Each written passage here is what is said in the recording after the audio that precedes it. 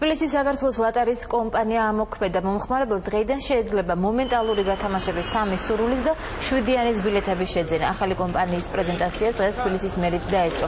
საქართველოს ლატარია 10 წლიანი სპეციალური ლიცენზიით სარგებლობს. უკვე ცნობილია, რომ მოგების ნაწილი კულტურის, ძეგლთა დაცვისა და სპორტის პროგრამებს მოხმარდება.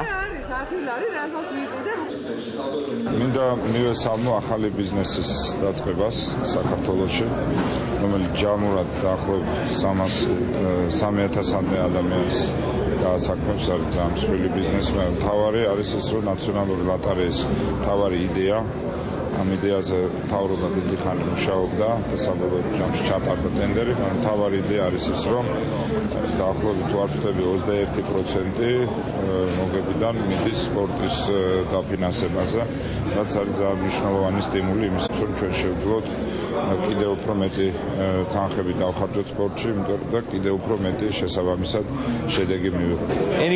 ჩვენი კომპანია მუშაობის 10 წლიანი ექსკლუზიური უფლებით სარგებლობს. ვფიქრობთ, რომ ყველაზე წარმატებულები ვიქნებით. მოგების გათვლები უკვე გაკეთებული გვაქვს და გეგმავთ, რომ ამ თანხის ნაწილი საქართველოში კულტურის, სპორტისა და ძეგლთა დაცვის მიზნებისთვის გამოვიყენოთ.